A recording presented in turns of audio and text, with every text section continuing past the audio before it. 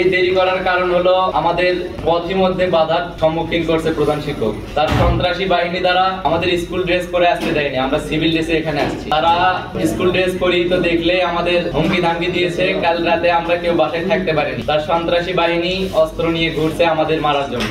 পাকুল্লা বহুমুখী উচ্চ বিদ্যালয়ের প্রধান শিক্ষক মোহাম্মদ নিয়ামুল কবির স্যারের দুর্নীতি, স্বেচ্ছাচারিতা ও ছাত্রদের গণতান্ত্রিক আন্দোলনে বহিরাগত সন্ত্রাসী দিয়ে হামলা প্রতিবাদে আজকের এই সংবাদ সম্মেলন। পাকুল্লা বহুমুখী উচ্চ বিদ্যালয়ের প্রধান শিক্ষক মোহাম্মদ নিয়ামুল কবির আওয়ামী লীগ সরকারের সুপারিশে প্রধান শিক্ষক পদে নিয়োগ পান।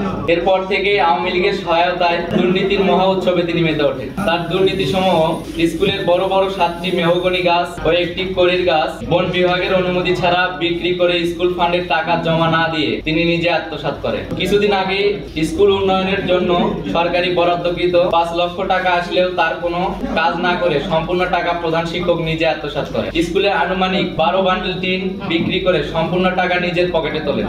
স্কুলের পুরাতন আসবাবপত্র বিক্রি করে তার সম্পূর্ণটাই আত্মসাৎ করেছেন। ভাউচার জালিয়াতি করে লক্ষ লক্ষ টাকা দুর্নীতি করে এবং উক্ত দুর্নীতির বৈধতা দেওয়ার জন্য কয়েকজন সহকারী শিক্ষকের নিকট থেকে জোরপূর্বক ভাউচার স্বাক্ষর নেন। শ্রদ্ধেয় শিক্ষক মন্ডলীর প্রাইভেট পড়িয়ে উপার্জিত অর্থ থেকে শতকরা 10% অর্থ প্রধান শিক্ষক জোরপূর্বক আদায় করেন। মোসাম্মদ শামসুন নাহার ম্যাডাম গত 4 বছর স্কুলে কোনো ক্লাস না নিয়েও সঠিকভাবে বেতন উত্তোলন করেন। প্রধান শিক্ষকের সহায়তা। স্কুলের সৌর বিদ্যুতের ব্যাটারি ও ল্যাপটপ উনি তার বাড়িতে নিজের ব্যক্তিগত কাজে ব্যবহার করেছেন। স্কুলের ঘর দোকান ঘর হিসেবে ভাড়া দিয়ে উনি টাকা আত্মসাৎ করেন। পাকুল্লা বহুমুখী উচ্চ বিদ্যালয়ের রেজাল্টের দিক দিয়ে সোনাতলা থানার মধ্যে 1 থেকে 3 এর মধ্যে সবসময় থাকে, কিন্তু এখন তা 14 নম্বরে গিয়ে দাঁড়িয়েছে। প্রতি মাসে 1000 জন ছাত্রছাত্রীর নিকট থেকে বিদ্যুৎ বিল বাবদ 20 টাকা ও স্কাউট ফি বাবদ 10 টাকা গ্রহণ করেন। তার হিসাবের কোনো স্বচ্ছতা নেই। খেলাধুলা ও শরীর চর্চার বিষয়ে প্রধান শিক্ষকের সব সময় অসহযোগিতা করেছেন। অতীব দুঃখের সাথে বলতে হচ্ছে,